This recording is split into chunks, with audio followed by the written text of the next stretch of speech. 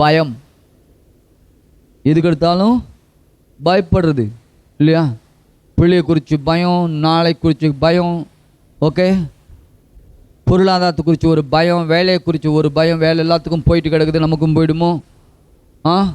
கடனை கட்ட முடியாமல் அப்படி மூழ்கிடுமோ? பயம். பயம் கூடாது. பயம் என்பது பிசாசு பயன்படுத்தப்படுகிற ஒரு ஆயுதம். அதனால தான் சொல்கிறார், நானும் உனக்கு பயத்தின் ஆவியை கூடாமல் என்ன ஆவி கொடுக்கல ஆண்டவர். ஏதேனில் முதல் வார்த்தை, இந்த பயங்கர வார்த்தை எங்கே வந்துச்சு? ஆதாமே ஆதாமே எங்கே இருக்கிறாய் கேட்டாரா? அவன் என்ன சொன்னான்? பயந்து ஒழிஞ்சுக்கிட்டேங்கிறான். ஏய், கண்டுபிடிக்க முடியாதான்? என்ன பண்ணுறா? எங்கடா இருக்குன்னா பயந்து ஒழிஞ்சுக்கிட்டேன். எங்கே பயம் வந்துச்சு? அங்கே தான் வந்துச்சு. ஓகே, இயேசு உயிர்த்தெழுந்து வந்த உடனேயும் அவர் சொன்ன ஃபஸ்ட்டு வேர்டு பயப்படாதே. மரியாதை பார்த்து சொன்னார், பயப்படாத. ஓகே, அங்கே பொண்ணால் தான் பிரச்சனை, இங்கே பொண்ணுக்கிட்ட தான் தீர்வும் வருது.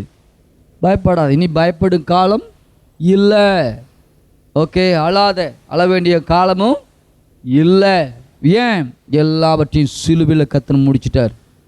தீர்வு அங்கே உண்டாயிடுச்சு. இப்போ நமக்கு தீர்வை கொடுத்தவர் நம்ம கூட இருக்கார். அவர் எல்லாவற்றையும் வழி நடத்தக்கூடியவராக இருக்கார். பயம் இருக்கவே கூடாது. யோபு அதைத்தான் சொன்னான், நான் பயந்த காரியம் எனக்கு நேரிட்டது. 3:25 யோபு 3:25 சொல்றார், பயந்த காரியம். என்னத்தை பயந்தானா?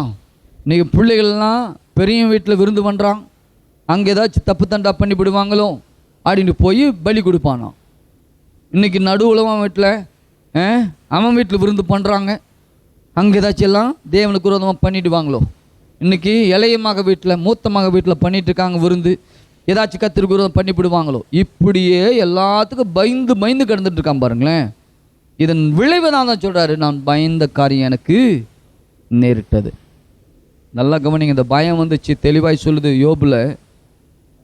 எப்போ பிசாசு கிரியை செய்தானோ அன்றைக்கு எல்லாமே இழந்தான்.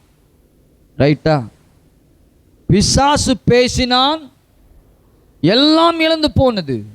ஆனால் யோபுகிட்ட பிசாசு வந்தாங்க, எல்லாம் இழந்துட்டான்.